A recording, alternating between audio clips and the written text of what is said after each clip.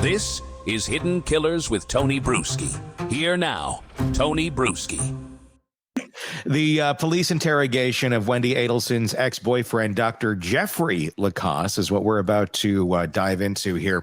And this is so interesting. I had a chance to take a look at it over the weekend. I know, Robin, you had a chance to watch. I think we all had a chance to see some of it here.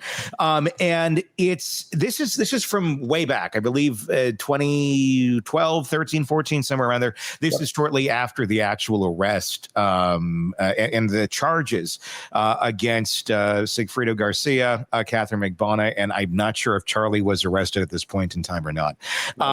But it was very telling, because what he's able to reveal in this interrogation is far more than what we're actually seeing in court. And I think it gives us more data points, more information about who this family is as a whole. And what begins as suspicion on him quickly flips as Lacoste unloads disturbing details about Wendy, her brother, the entire Adelson family, from Wendy saying life would be convenient if Dan wasn't around, to Charlie bragging about money schemes and even saying he wanted Dan dead. There is a lot in here, and we're going to work our way through it.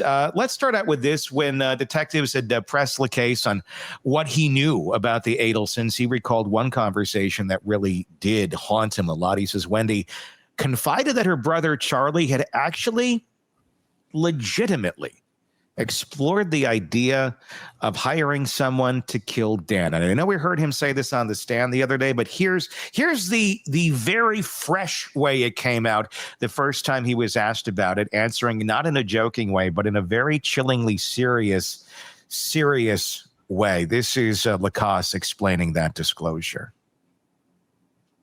Does it have to be useful here? Let's not put it vague. Let's go with what you know specifically. Wendy had reported to me that Charlie had considered all the options possible to take care of this problem. Let's put it that way. Okay. And when she said it, when did she disclose this to you? I don't remember when, but she said it was chilling, because she said, "Can I do something confidentially?" She said, I think Charlie kind of looked into some options, like literally saw how and why, how you would do this if you did it. Let me ask you, Robin, on this. I mean, just before we get into more of Jeffrey's stuff, I know you had a chance to really watch this in full, so I want to get your opinion as someone who has investigated people, who has questioned people, who's gone through this with other human beings. How does Jeffrey Lacoste read to you as a person, as being a reliable source? It's a great question, because there's multiple layers with him. And first of all, I will say he's extremely credible in the content he's providing, in definitely the area of leads, thoughts, and ideas for investigators to follow, because if you just watch throughout the video, by the way, I think he would make he himself a great Bravo series of Life with the Adelsons. I mean, I was, because I'm sorry to digress, Tony, but you sent me the clips to watch, right? Yeah. And I couldn't just watch the clips. I literally watched it from beginning to end. I couldn't put the damn thing down, because he is just such a fascinating character. Yeah. Because of this. So his tempo of disclosure, so as a behaviorist, is very consistent. He was very congruent, very forthright when he was volunteering information, which what investigators are doing is like, how fast and freely are you volunteering information that's easy to give? And then when they ask a more challenging question, are you still maintaining that same tempo, that same tenor, the intonation, the voice? Is everything maintained in a baseline? Because that's when you're assessing, is there high probability of veracity and truth there? And so he is completely congruent on everything, with a few exceptions, and I'll get to that in a second. But so he's very credible in a lot of those areas. Where he loses some credibility is he is under deeply, self-admittedly, the spell of Wendy. Hardcore. So you don't know quite whether he's saying things when he's trying to defend her, whether it's out of objectivity, or because he even said it, a 1% chance of getting back together with her. So that actually kind of hits his credibility a little bit, but at the same time, though, he's aware of it. So it was a really fascinating read. The thing that really struck me was when he was going through the things he heard Charlie say. Now, granted, Charlie's convicted, so we know it's guilty. And I know the focus right now is on Wendy and the mother.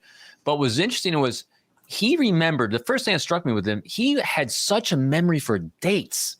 Mm-hmm. And even times, like without having to go back to notes, or he didn't even prepare because he came right from this cross-country trip right to the cops and started regurgitating information.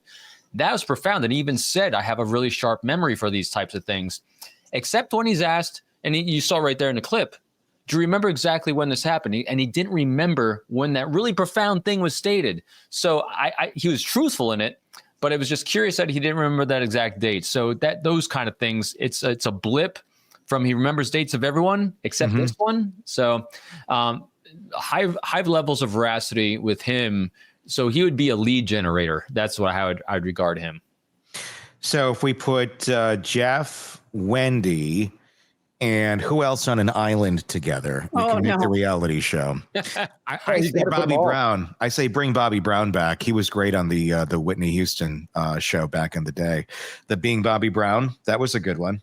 I didn't see that. Yeah, just mix them all in. It'd be great. And Charlie the convict, the dentist who surrounds himself with green berets. What? Yeah. What is that about? Have you guys talked about that? What is that kind of dynamic? Why did he do that?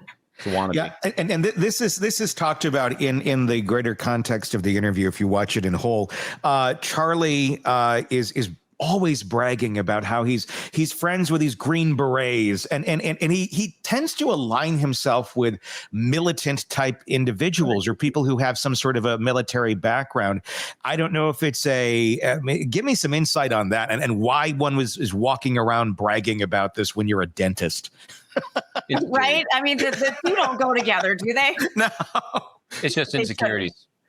So here's pure conjecture on this one. So here's a boy, and I'll say boy because he is a boy. Yeah. That was under his mother's thumb for so long, maybe even bullied because being a mama's boy, and so his way of not being his mama's boy dentist is surround himself by tough guys, and to try to be a tough guy yourself. Oh.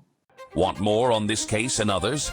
Then press subscribe now and don't miss a moment of true crime coverage from Tony Brueski and the Hidden Killers podcast.